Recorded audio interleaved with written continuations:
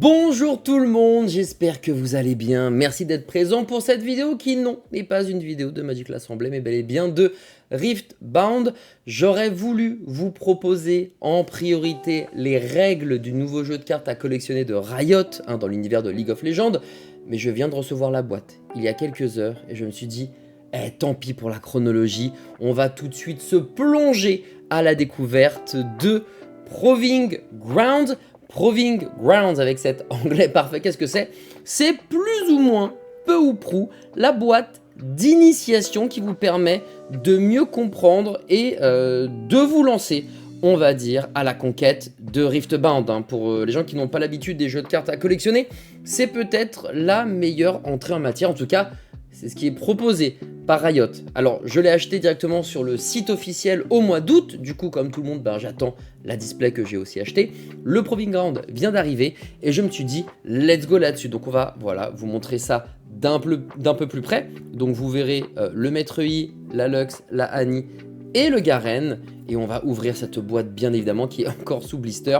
Et vous voyez qu'à l'intérieur, vous allez avoir 4 figurines des champions que vous allez jouer. Donc, je pense que ce sont des figurines en acrylique. Vous avez un starter deck Annie, Maître Yi, Lux, Garen, 4 game boards. Les game boards, c'est ça, c'est ce qu'on pourrait appeler un playmat. Alors j'imagine qu'ils seront en papier ou peut-être en carton solide, ça pourrait être pas mal. 4 oversize battlefield cards, ce sont les champs de bataille. Et tout ça, vous allez... je vais vous en parler très vite fait, mais quand je ferai la vidéo des règles du jeu, vous serez vraiment au max du max du max. Et enfin, un guide pour savoir jouer à Riftbound, sachant que vous pourrez jouer de 2 à 4 joueurs, et apparemment, parce que le monde est fait de duels de 1v1, mais apparemment le 2v2 est très très chouette, et j'ai hâte de le tester parce que ça pourrait être aussi un bon moyen de faire du contenu pour tout le monde, et pas forcément celui que vous allez pouvoir trouver partout. Le 2v2, je pense que ça va pas être traité par énormément de personnes, donc comme vous pouvez le voir, il n'y a pas un mot de français, c'est normal, il n'y a pas de Riftbound en français pour le moment, là... comme un petit One Piece, on va dire, et bien pour le moment, oh là là, ce plan est horrible, nous n'avons pas de carte en français. On imagine que ça va arriver au fur et à mesure, en tout cas on l'espère de tout notre petit cœur, parce que c'est vrai que l'anglais parfois peut rebuter, notamment si vous êtes très jeune, et que voilà, les cours d'anglais c'est pas encore pour maintenant, ou si juste vous n'aimez pas vous prendre la tête parce qu'il faut faire la traduction, nanani nanana, et bien c'est vrai que bon, pour le moment elle n'existe qu'en anglais, cette boîte, le jeu n'existe qu'en anglais, vous l'avez aussi en chinois, mais j'imagine que si vous ne parlez pas anglais, le chinois / le mandarin, c'est peut-être encore plus compliqué. Bref, pour le moment on est sur de l'anglais et on va pouvoir ouvrir cette boîte, on l'attendait si fort, ce Proving Ground. J'aurais voulu vous proposer du contenu bien plus tôt, les amis. Je n'ai pas pu, malheureusement. C'est comme ça. Mais après, vous savez, c'est un marathon et pas un 100 mètres. Donc, on va faire au mieux. Quand on ouvre, on a directement, hop, d'entrée de jeu, le How to Play. Comment jouer à Riftbound. Alors, je vous ferai une vidéo. Mais voilà comment est représenté tout ceci. Vous avez un grand, catalogue, un grand manuel qui vous représente les cartes de champion, les légendes plutôt, Battlefield, le rune deck. Pourquoi? Parce que vous allez jouer avec des runes, c'est grosso modo vos ressources, considérez ça comme du mana, de l'encre, des orbes de mana, tout ça, ou des dons, par exemple. Vos cartes du main deck, puisque vous avez un deck avec vos cartes principales et un deck de runes. Et enfin des unités qui sont des champions, mais il n'y a pas que ces unités là qui existent, puisque vous avez des sorts, différents types de sorts, vous avez aussi des gears, bref vous avez plein de petits trucs. Là vous avez le champion qui est associé à votre légende, puisque dans l'idée, lorsque vous avez votre légende, elle va vous donner le là sur comment va se développer votre deck. Vous avez 2 couleurs qui sont obligatoires pour le moment, vous ne pouvez pas faire de deck avec une couleur ou plus de 2 couleurs. Là on voit que c'est Lux, et bien vous avez sa capacité en tant que légende. Quand tu joues un sort qui coûte 5 ou plus, tu pioches une carte. Donc dans l'idée, si on a envie de jouer la Lux à 200%, on va essayer de jouer des sorts qui coûtent cher, des spells en tout cas, qui coûtent cher, parce que oui, des spells, c'est un type de carte bien précis. Par exemple, là, je suis en train de me poser la question, mais est-ce que spell, ça compte également les unités? Parce que dans Magic l'Assemblée, des sorts, c'est n'importe quel sort. Je crois que dans Riftbound, un spell, c'est un spell, et une unit, c'est une unit. Tu vois, Champion Unit, c'est pas la même chose. Lorsque vous jouez votre Lux, par exemple, en légende, vous avez tout de suite sur le champ de bataille à côté de vous dans la zone des champions une carte qui porte le même nom. Donc vous avez cette luxe là, et s'il existe plusieurs luxes avec au moins une des deux couleurs, eh bien vous avez le droit de la jouer. Voilà, tout simplement. Ici on voit que cette carte, je vois que tu joues un sort qui coûte 5 ou plus, elle gagne plus 3 en might, donc en puissance, dans l'idée. Voilà, donc là on sent que ce deck a envie de jouer avec des spells qui coûtent 5 ou plus. Il y en a qui vont jouer sur des créatures, il y en a qui vont jouer sur le fait de ramper, donc de jouer plus de ressources que l'adversaire pour jouer des grosses créatures. Il y en a qui vont jouer sur le fait de jouer plein de petits sorts pour faire plein de combos et bouiter à l'infini. Il y en a qui vont jouer plutôt avec un champion, mais ce champion va être très très fort. Bref, dans l'idée, vous avez une légende et un champion, voilà, qui sont à part, en plus de votre deck principal et de votre deck de runes qui est votre ressources. J'irai plus loin évidemment au niveau des explications dans une autre vidéo. Là vous voyez, il y a comment démarrer une game, la carte, son coût de ressources, son coût de power qui t'oblige à recycler une rune, le nom de la carte, le type, la force on va dire, might, la puissance. Alors c'est vrai que je donne des mots en français parfois parce que j'aime bien franciser les choses. J'ai pas encore la traduction en français, donc ça arrivera au fur et à mesure. Bref, ça a l'air d'être plutôt pas mal, voilà. C'est assez grand, c'est assez clair, voilà, je le feuillette en même temps que vous en direct. Bref, je sais pas si j'ai le droit de tout montrer, donc pour éviter de me faire strike, je vais pas tout montrer. Quoi qu'il en soit, vous avez ce grand manuel pour, eh bien, comprendre les règles du jeu. Maintenant, on va aller justement regarder, waouh, d'accord. Donc c'est pas vraiment du papier, c'est du carton. Alors c'est pas du carton solide rigide comme j'imaginais à la Villainous, vous savez, mais on est sur quand même quelque chose d'assez solide. L'assez solide, ça c'est eh bien le plateau de Maître Yi. Donc là c'est le champion que tu vas choisir qui est évidemment en rapport avec ta légende. Là c'est là où tu vas trash, donc c'est ton cimetière, hein, c'est là où lorsque tu vas jouer des cartes ou que tes unités meurent, eh bien tu vas les mettre dans le trash. Et ton deck principal, ton deck de runes, est quant à lui ici. Tu as un rappel de comment se déroule ton tour avec le fameux A, B, C, D. Le A, tu vas ready toutes tes cartes, donc tu vas faire en sorte qu'elles soient toutes redressées. Voilà, ensuite tu vas faire toutes les actions qui disent au début de nanani nanana, bam, ça se passe. Et tu vas marquer des points. Si jamais tu es sur un champ de bataille, eh bien, et que au début de ton tour, tu y es encore, boum, c'est à cette phase-là, juste après que toutes tes permanences soient redressées, que tu vas marquer un point supplémentaire, et je vais y revenir. Channel, donc tu vas prendre de ton deck de runes 2 runes du dessus, les deux premières cartes, et boum, ça te fera 2 ressources. Et enfin, tu vas D pour Draw. Donc ça, c'est très rigolo, ABCD. C'est un moyen mémotechnique qui est assez facile à retenir. Comment on fait pour gagner? Il faut marquer 8 points. Donc à chaque fois que tu arrives sur un champ de bataille et que tu arrives eh bien, à le prendre sous ta coupe, que ce soit de manière naturelle ou en te battant, en mode showdown, eh bien tu vas mettre un point. Sauf que le 8ème, vous avez deux possibilités de le remporter. Soit vous êtes sur le champ de bataille et vous étiez déjà sur un champ de bataille, le tour arrive, vous êtes toujours dessus, vous marquez le 8ème point.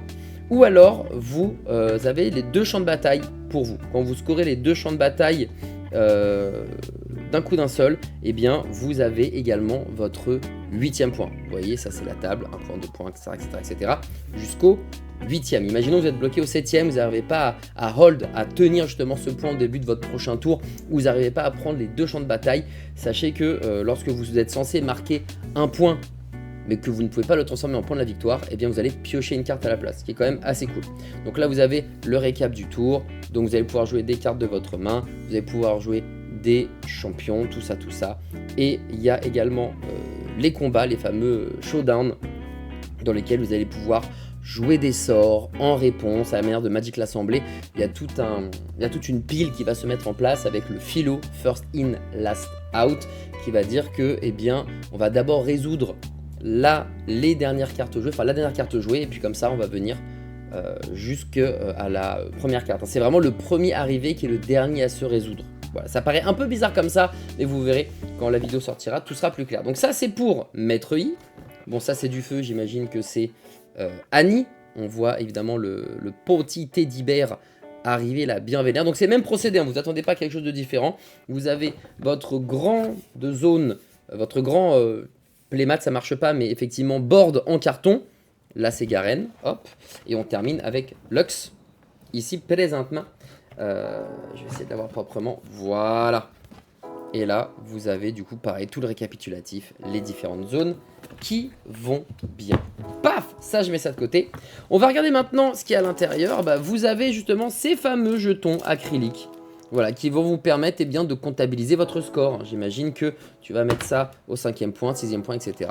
Et tu vas prendre ton... ça, c'est en forme... comment on dit? Chibi ou super déformed. C'est peut-être un mix des deux en fait, hein, pour le coup, parce que j'ai l'impression que Garen est assez jeune. Bon, Annie est jeune de base, mais sauf si j'ai des bêtises, corrigez-moi en commentaire. Mais voilà, on les a en version jeune et chibi. Bon, ça c'est pour le délire, pourquoi pas, ça fait des jetons en plus. Plutôt que de mettre une pièce de monnaie ou quoi aux caisses, vous allez pouvoir mettre directement ces jetons en acrylique. Et on a du coup les 4 decks qui sont composés de mémoire de 40 cartes avec les 3 champs de bataille oversize, donc des cartes qui sont beaucoup plus grandes. Normalement, un champ de bataille, je vais vous montrer à quoi ça ressemble. Quand vous l'avez en mode normal, c'est la taille d'une carte.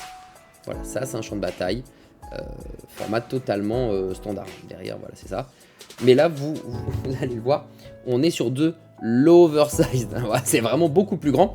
Mais ça permet, voilà, en tout cas, quand tu débutes, peut-être de mieux lire les choses, de moins être surpris.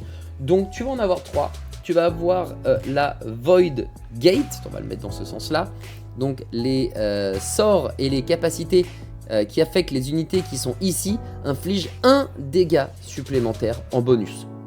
Donc si toi tu joues pas de sorts qui appliquent des dégâts, bon bah ça sert un peu à rien. Par contre si c'est l'inverse, tu vas être refait. Tu vas avoir également le Trifarian Warcamp. Les unités ici ont +1, tout simplement. Voilà, et ça inclut les attaquants. Donc c'est-à-dire qu'à partir du moment où tu rentres dans la mêlée en tant qu'attaquant, j'ai l'impression que tu vas prendre +1 d'attaque. Et si tu es en défense, tu vas prendre ton +1. Voilà, de might, de puissance. J'ai l'impression que c'est ça. J'espère ne pas me tromper. Hop, on a ensuite le Star Strike Peak, avec un anglais parfait. Quand tu hold here, donc quand tu prends le champ de bataille, il se passe rien. Par contre, à ton prochain entretien, si tu... tiens le... Il me semble, hein, que si tu tiens ce point-là, tu vas pouvoir channel One Rust Exhausted. Donc tu vas pouvoir... l'anglais c'est terrible. Redresser une rune qui était engagée. Donc ça te permet d'avoir un mana supplémentaire que tu n'avais pas dans l'idée. Je crois que c'est ça. Je crois que when you hold, c'est quand tu tiens. Ou alors when you hold, c'est quand tu scores. Je vais regarder, tiens, dans les règles du jeu, parce que ça m'intrigue. Ça m'intrigue. Et Fortified Position, quand tu défends ici, tu choisis une unité et elle gagne +2 en tant que défenseur pendant ce combat. Je vais regarder, tu vois. Hold. Qu'est-ce que ça veut dire hold? Est-ce que c'est quand tu marques ou est-ce que quand tu tiens? Parce que c'est pas la même chose. Et forcément, en français, on aura des réponses beaucoup plus simples. Tout sera traduit, expliqué. Ça sera beaucoup mieux. Voyons voir. Alors, je cherche avec vous main deck, step of turn, fight, winning the game, winning point. Voyons voir. Non. Conquers. Ok. Non. Quand tu, en fait, chopes le champ de bataille en mode pour la première fois ou quand tu te bats, hein, littéralement, tu vas conquérir le champ de bataille. Donc, pour moi, tu ne hold pas le champ de bataille. Pour moi, quand tu hold, c'est quand tu... Attends. Oh, you must score. Ouais, c'est ça. Quand tu hold, c'est quand tu es dessus et que tu es dessus, en fait, au début de ton entretien. When you hold here, you may channel one rune exhausted. You may channel...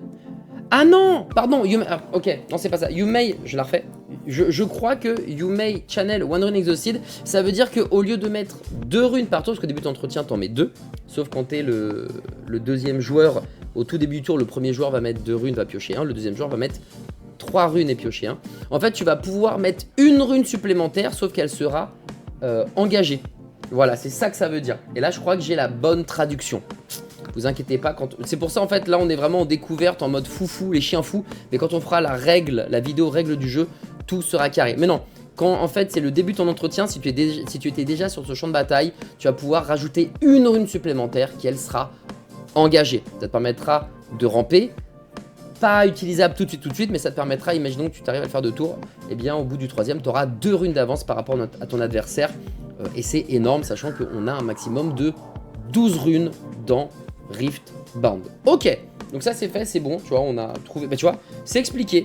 Même si c'est en anglais, c'est expliqué, on a trouvé la réponse à cette question de règles. Et là, on va pouvoir regarder eh bien, les différents starter decks. Alors, j'ai essayé de trouver le plan où c'est net, j'ai l'impression que c'est ici.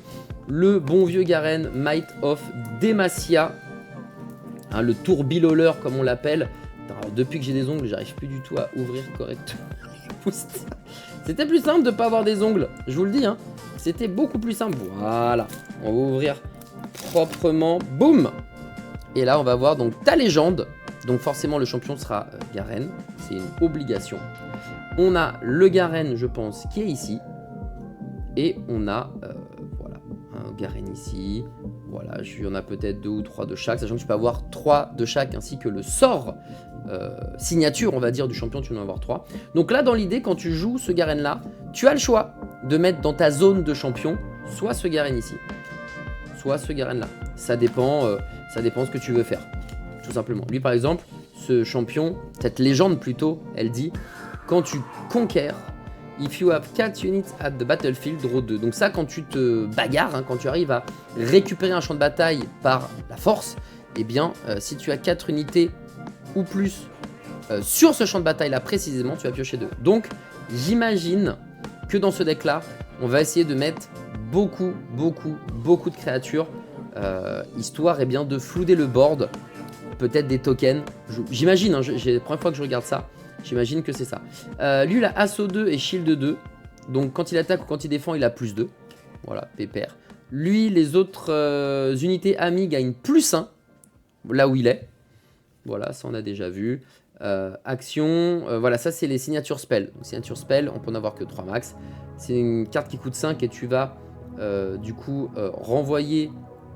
Ça, c'est le coût d'énergie, ça, c'est le coût de force. Ça veut dire que ça coûte 5. Ça veut pas dire que ça coûte 5 plus 1. Ça veut dire qu'une fois que vous avez payé vos 5... Dans ces 5 là, vous pouvez mettre une rune qui est engagée sous votre paquet de runes. Voilà, c'est-à-dire que, imaginons que vous avez 5 runes, et bien quand vous jouez cette carte, vous n'avez plus que 4 dans l'idée. Give friendly unit plus 2, donc ça permet de donner plus de force à ses petits camarades. Play for, voilà, pour 6, tu joues 4 recrues, donc c'est des tokens 1 en force. Voilà, donc ça va dans la dynamique de s'il y a 4 unités, bah, tu vas piocher. Ça fait ça. Ça c'est pareil, ça permet de mettre une recrue, donc un jeton. Lui il entre ready, donc c'est vrai que quand on arrive sur un champ de bataille, une unité est forcément engagée. Elle ne peut pas aller sur différents champs de bataille, il va falloir attendre votre tour pour qu'elle soit dégagée. Et là vous décidez de l'amener sur le champ de bataille A ou le champ de bataille B. Elle, quand elle arrive, tout de suite, elle est ready, donc elle peut aller où vous voulez dans l'idée. Hop, voilà les quelques cartes. Alors il n'y a pas de carte foil apparemment. On est vraiment sur du classico-classique. Voilà, le petit poro qui est très sympathique quand il attaque, il gagne plus 1. Simple, efficace. Voilà, on regarde ça pépère. Encore je vous l'ai dit, hein, vivement que les cartes soient en français aussi. Et ça, ce sont les tokens par exemple. Là on voit les tokens, les fameuses recrues à 1 de puissance. Et les runes. Vous avez 6 runes différentes. Vous avez Body en orange, vous avez Order en jaune, mais vous avez également Mind en bleu, vous avez Fury en rouge, Calme en vert et Order en jaune, il me semble. Donc voilà, donc là vous avez vraiment un deck complet, on va compter le nombre de runes pour être sûr qu'il y en a bien 12, mais je pense qu'il y en a 12. 1, 2, 3, 4, 5, 6, 7, 8, 9, 10, 11, 12, donc ça c'est bon. Et on va compter le nombre de cartes dans le deck. 1, 2, 3, 4, 5, 6, 7, 8, 9, 10, 11, 12, 13, 14, 15, 16, 17, 18, 19, 20, 21, 22, 23, 24, 25, 26, 27, 28, 29, 30, 31, 32, 33, 34, 35, 36, 37, 38, 39, 40 et 41. Pourquoi 41? Parce que il me semble que ça ne compte pas comme une carte de votre deck. Donc là on a 1, 40 et dans ce pool de 40 cartes, vous allez choisir une carte et vous avez donc 39 cartes dans mon deck. Ça c'est sur le champ de bataille, ça c'est le champ de bataille. Je crois que c'est ça, si je dis pas de bêtises, encore une fois il me semble que c'est ça, mais vous savez quoi? Puisqu'on a, et on mettra des sleeves un peu plus tard, on va pas le faire en direct bien évidemment, ça ne vous intéresse pas de lire ça dans cette vidéo, mais on va tout simplement lire, hop là, tout ça, et on a du coup une légende qui est juste là, ok, le battlefield, donc un qui sera choisi par toi, un qui sera choisi par l'adversaire. dans l'idée, ça dépend si vous jouez en BO1 ou en BO3, les 12 packs de runes. Et du coup, on a effectivement 40 cartes dans le deck principal. On choisit un champion qui est en adéquation avec la légende que vous avez choisie. Et du coup, il reste 39 cartes. Donc, tout est bien qui finit bien. On est bon. Ça, je vais le ranger. On va ensuite ouvrir Annie et découvrir quelques cartes. On va ensuite ouvrir Lux et on découvre quelques cartes. Et enfin, on va découvrir Maître Yi, on va découvrir quelques cartes. Déjà, ce que je peux kiffer sur cette boîte qui coûte entre 30 et 40 euros, en tout cas, quand je l'ai acheté, c'était son prix, c'est que on a des véritables decks qui sont prêts à être joués. Alors, peut-être que ces decks ne sont pas forts. Ça, c'est un autre point, voilà. Mais on a des decks qui sont prêts à être joués. Parce que dans d'autres boîtes d'initiation, je sais pas, je trouve que il n'y a pas vraiment de decks où c'est des decks qui sont plus petits avec moins de cartes, tu vois, qui sont beaucoup plus légers. Là, avec ces cartes-là, tu peux te permettre d'aller dans ta boutique et juste de te faire plaisir en fait. Voilà, juste de jouer. Et même si ton deck il est pas fort, c'est pas grave. Tu peux le faire et t'amuser. On voit d'ailleurs derrière qu'on a la decklist et la stratégie recommandée lorsque vous jouez Maître Yi. Idem avec Lux. Ou Lux en français, idem avec Garen, idem avec Annie. Voilà, tout simplement. Puis il y a aussi les mots-clés, voilà, qui peuvent effectivement t'aider avec quelques représentations. C'est bien foutu, c'est propre, c'est qualitatif. En vrai, 4 decks pour 30 à 40 euros, ça fait 10 euros le deck.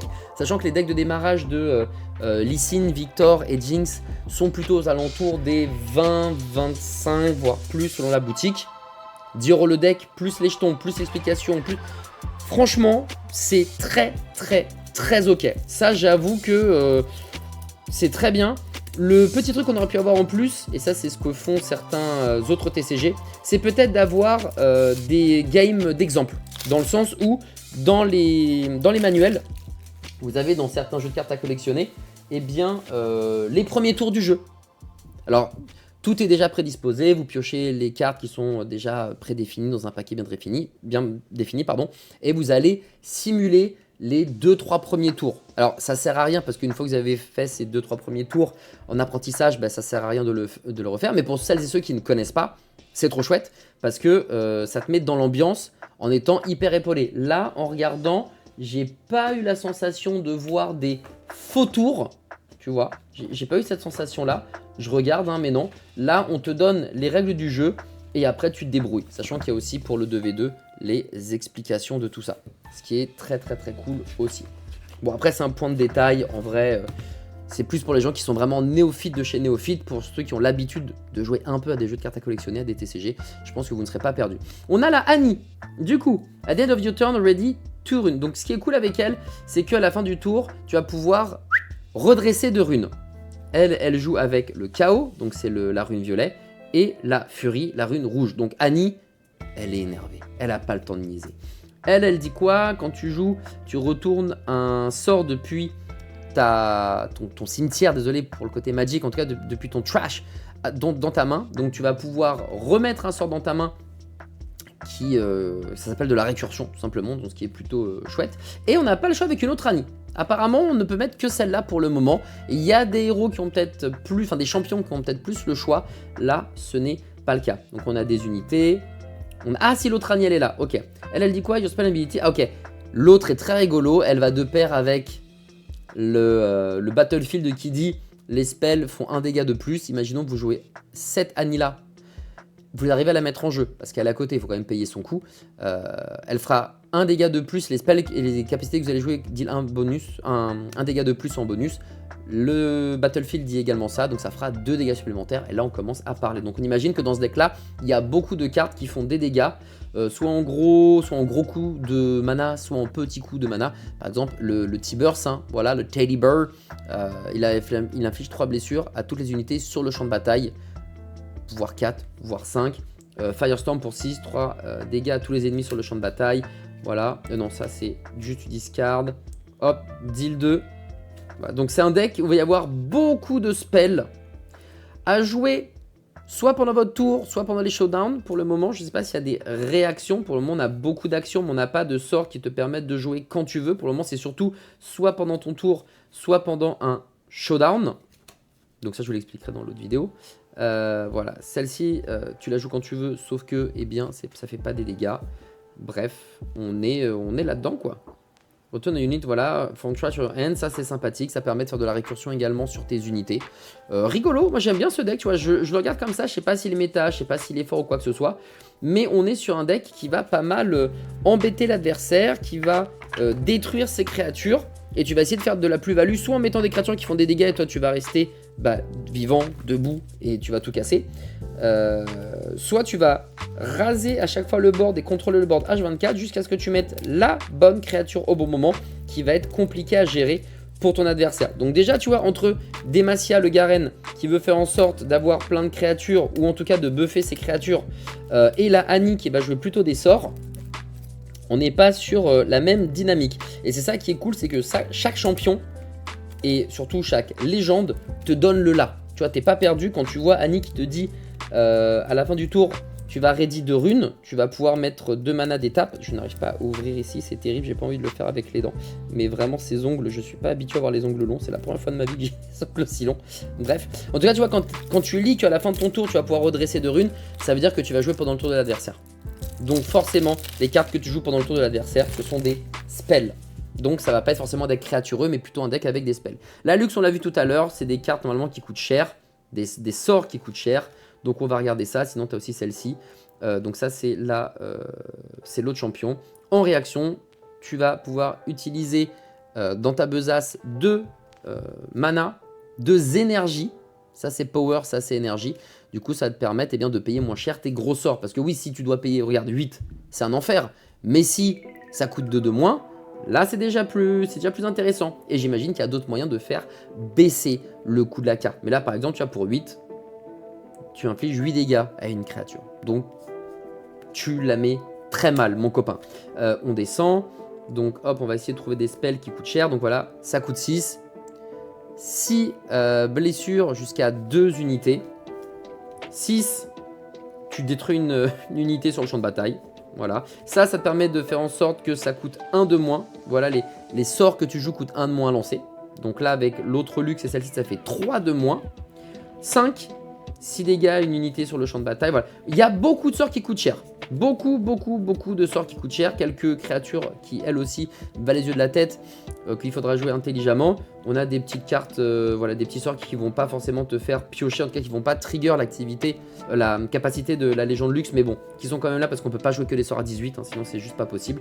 Mais vous avez vu un peu le bail, et Mind Rune parce que c'est bleu, et Order Rune parce que c'est jaune. Et enfin, on termine avec lui, un deck qui fait peur. Il y a une méta qui s'est installée en Chine et qui s'installe un peu partout ailleurs, alors qu'il va changer évidemment au fur et à mesure des mois qui suivent, puisque maintenant que c'est sorti worldwide, eh bien on va voir comment les différents continents vont jouer à Riftbound. D'habitude, c'est vrai qu'on joue pas forcément de la même manière entre l'Europe, les États-Unis ou même la Chine. Et lui, Maître Yi, eh bien c'est un deck qui est ultra méta. Autant les autres, pas forcément sûr que ça performe et que ça fasse du mal, autant il y a 3 decks qui, eux, font vraiment la différence pour le moment. Il s'agit de Maître Yi, Kai'Sa, et je crois que Victor aussi est pas trop mal. Donc ça, c'est les personnages que vous avez envie d'avoir. Maître Yi, vous l'avez là-dedans. Victor, vous l'avez en deck de démarrage. La Kai'Sa, faudra la construire de A à Z, parce que pour le moment, elle n'existe pas en mode deck de démarrage préconstruit, etc. Va falloir l'ouvrir dans un booster ou l'acheter à l'unité. Bref, à vous de voir. Maître Yi, c'est très fort, j'ai eu la chance de pouvoir le jouer et effectivement j'ai trouvé ça ultra intéressant comme Victor. Elle est un peu différente parce qu'elle dit à chaque fois qu'une unité défend toute seule, elle gagne plus 2. Vous l'aurez compris, Maître Yi, lui, ne va pas jouer sur la quantité astronomique de créatures, elle va plutôt jouer sur le fait de très vite aller sur un champ de bataille, peut-être même buffer pour l'attaque, et ensuite en défense, eh bien vous avez une grosse créature.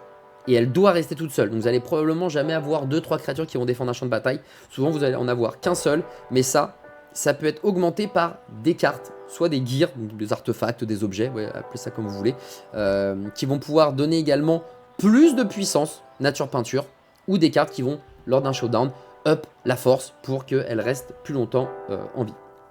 Voilà, alors si j'ai 8 runes ou plus, on gagne 4 de force. Ok, et sinon vous avez l'autre Maître Yi, Ganking, Hunter Ready. Donc ça c'est rigolo parce que c'est vrai que je vous ai pas dit, mais vous avez votre base. Hop là, je vais vous montrer, hein, vous avez la base. Tant qu'à faire, autant l'utiliser. Hop, allez. Vous avez la base qui est ici. Et vous avez là et là les 2 champs de bataille. Ok. Lorsque vous jouez une carte, elle arrive forcément, c'est une légende, hein, mais on va dire que c'est une unité, elle arrive forcément comme ça.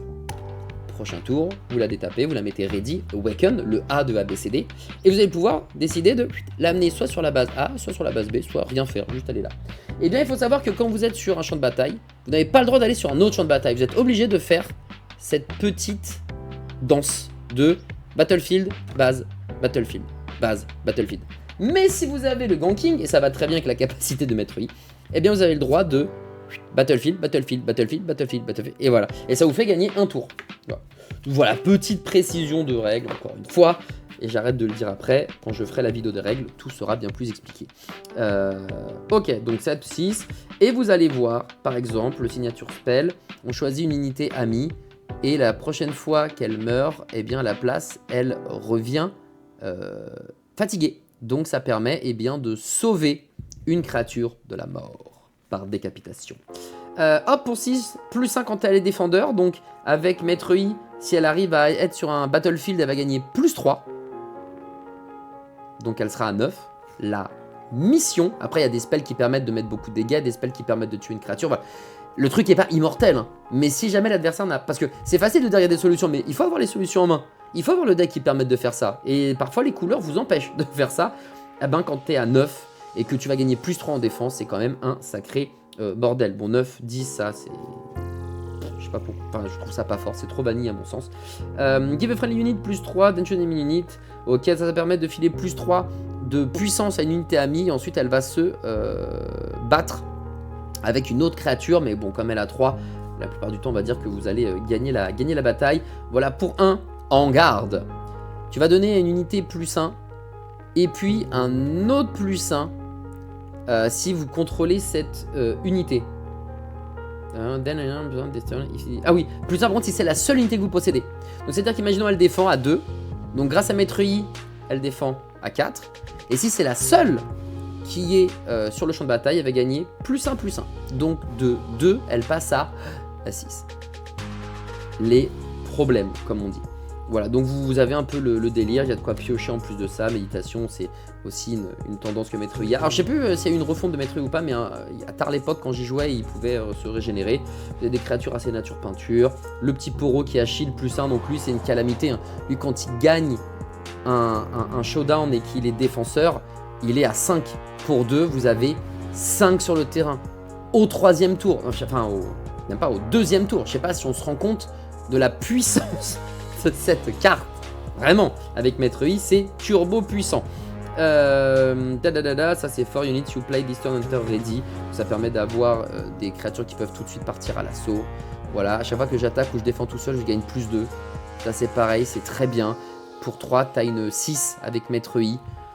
Voilà, c'est vraiment un deck, vous avez compris sa manière de jouer. Il est très fort. Voilà, il n'y a pas de galère. C'est un personnage qui est très fort, qui joue la rune calme et la rune body. Et ça fait partie des decks méta, des decks les plus forts, j'ai dit, avec Kai'Sa et Victor. Alors, on va tester tout ça avec les potes, bien évidemment. Moi, de mon point de vue, on est sur une boîte qui, entre 30 et 40 euros, vaut largement le coup. Pourquoi? Parce que vous avez 4 decks. Donc déjà, avoir 4 decks, c'est chouette. Tiens, c'est marrant. Ah oui, parce qu'il y a les tokens recrues. Je me disais, mais il est plus haut. C'est normal, il y a les tokens. Vous avez 4 decks, donc ça fait que le deck est à 10 euros. Vous avez en plus un deck méta qui va falloir repimper derrière, mais c'est largement suffisant. Vous avez de quoi poser sur un faux playmat, parce que c'est pas vraiment un playmat, mais en tout cas vous avez le récapitulatif de tout ce qu'il faut faire directement via ces bails en carton. Vous avez une règle du jeu qui est très claire, assez explicite. Alors encore une fois c'est en anglais, mais il y a assez d'illustrations. Voilà, je me suis posé une question de règles, j'ai tout de suite trouvé, et c'est moi qui ai mal traduit en anglais. Donc voilà, en fait le seul bémol, ça va être que il va falloir bien faire attention à la traduction, à être rigoureux là-dessus. Sinon, vraiment, le bail est trop stylé. Et grâce à ça, eh bien, je vais pouvoir tranquillement mettre à jour mes potes, pouvoir jouer avec mes potes, pouvoir jouer avec ma partenaire de vie, et juste kiffer, et ensuite aller tranquillement faire peut-être des tournois, commenter. Voilà, ça c'est l'avenir, en tout cas, c'est ce que j'aimerais. Mais pour le moment, c'est un gros GG. La boîte, elle est cool et elle est vraiment pas si chère que ça. En l'occurrence, voilà, le seul petit bémol aussi, ça serait vivement que ça soit en français. Et qui est peut-être en plus 2-3 tours mytho que tu puisses jouer en mode, voilà, tout est déjà préparé. Comme ça te permet de taper les cartes, d'avoir les explications de ce que tu fais, et ça te met vraiment dans l'ambiance. Là, tu as pas ça. Donc voilà, il faudra, si jamais vous n'avez jamais joué à un jeu de cartes à collectionner, peut-être appeler un pote ou deux qui, eux, sont habitués. Magic, Lorcana, Yu-Gi-Oh!, Pokémon, Flesh and Blood, Altered, bref, tout One Piece, tous les autres TCG qui existent. Comme ça, vous serez bien. Allez, je referme la boîte. Merci beaucoup en tout cas d'avoir vu cette review. Un peu longue, je sais, sur la Proving Grounds de League of Legends. Même si vous avez jamais joué, vraiment, je vous assure que Rift est un très bon jeu. J'ai pu faire quelques parties et j'avoue, il y a eu coup de cœur sur la marchandise. Oh, Paul de Bodji. Coup de cœur sur la marchandise, donc hâte de pouvoir vous proposer plus de contenu dessus. N'hésitez pas à commenter, liker, partager, bien sûr. Et puis désolé pour les petits couacs de mais attends, mais qu'est-ce que c'est la règle et tout. Comme je fais ça en direct, live, tellement excité d'avoir reçu la carte, j'ai pas le temps de regarder les règles du jeu et de bien apprendre mon anglais. Quoi qu'il arrive, je vous embrasse très fort. Merci pour tout. On se donne rendez-vous très vite avec la vidéo règles du jeu. J'essaye de faire ça la semaine prochaine, comme ça vous avez ça tranquillement. Et après avoir fait 2 vidéos sur Riftbound, je vous ferai ma deck tech Yuriko de Magic l'Assemblée, parce qu'on va pas faire que du Riftbound, on aime trop Magic pour arrêter Magic, donc on fait Riftbound et Magic l'Assemblée sur cette chaîne. Et puis plus tard, je vous proposerai bien une review sur le deck Victor, le deck Lee Sin, etc., etc. Comme ça, toutes les semaines, vous avez votre contenu sur Riftbound. Bye Gilles tout le monde, prenez soin de vous, et à très vite pour de nouvelles aventures ici. Merci encore pour tout, à tout bientôt. Ciao, ciao.